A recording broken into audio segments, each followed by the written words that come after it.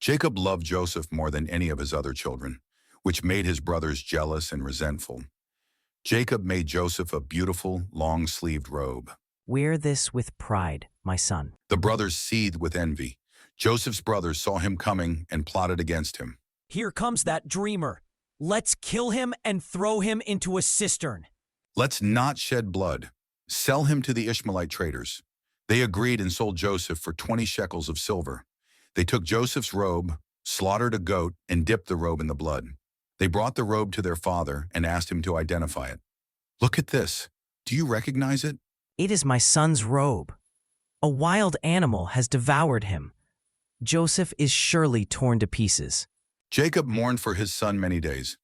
Meanwhile, Joseph was sold in Egypt to Potiphar, one of Pharaoh's officials, the captain of the guard. The Lord was with Joseph, and he prospered, serving in the house of his Egyptian master. I am placing you in charge of my entire household and entrusting to your care everything I own. Come to bed with me. How then could I do such a wicked thing and sin against God? Joseph refused her advances. That Hebrew slave you brought us came to me and tried to assault me. Potiphar was enraged and threw Joseph into prison. But while Joseph was in prison, the Lord was with him and showed him kindness. In my dream, there was a vine with 3 branches. As soon as it budded, blossoms appeared, and its clusters ripened into grapes. This is what it means.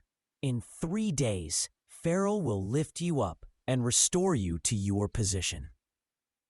I too had a dream. On my head were 3 baskets of bread, and the birds were eating them. In 3 days, Pharaoh will lift off your head and impale your body on a pole. Just as Joseph had predicted, it happened.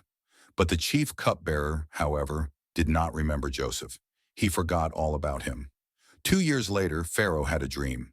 I dreamed I was standing by the Nile, when out of the river there came up 7 sleek, fat cows, and they grazed among the reeds.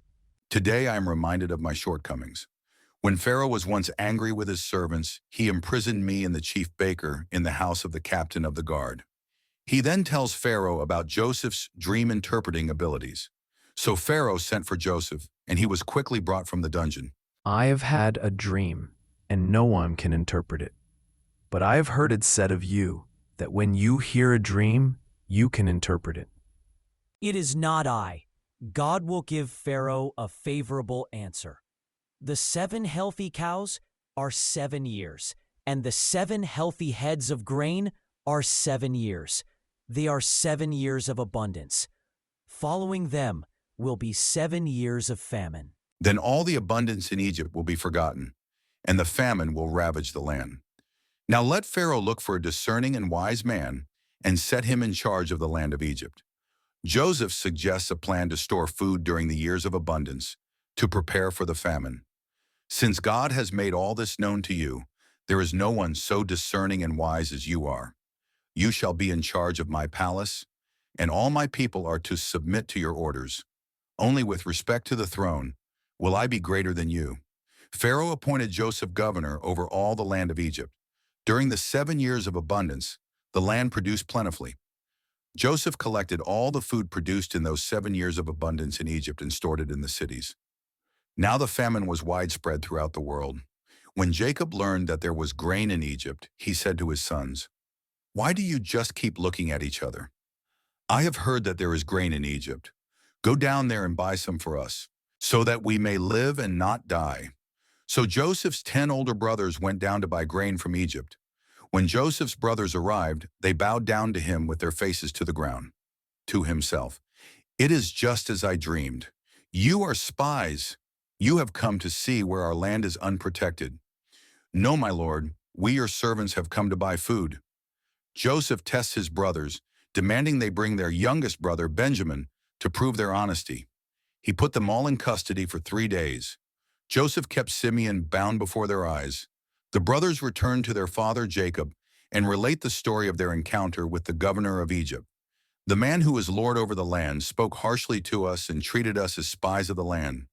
Jacob is distraught at the thought of losing Benjamin. "If it must be, then do this.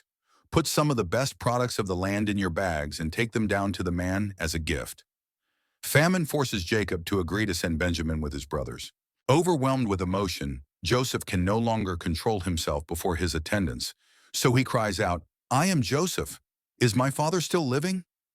His brothers were not able to answer him because they were terrified at his presence. Joseph said to his brothers, "Come closer to me. I am your brother Joseph, the one you sold into Egypt. And now do not be distressed and do not be angry with yourselves for selling me here, because it was to save lives that God sent me ahead of you." Joseph reassures his brothers and instructs them to bring their father and families to Egypt. Jacob, with all his descendants, settles in the region of Goshen in Egypt. Joseph provided his father and his brothers with food and all his father's household.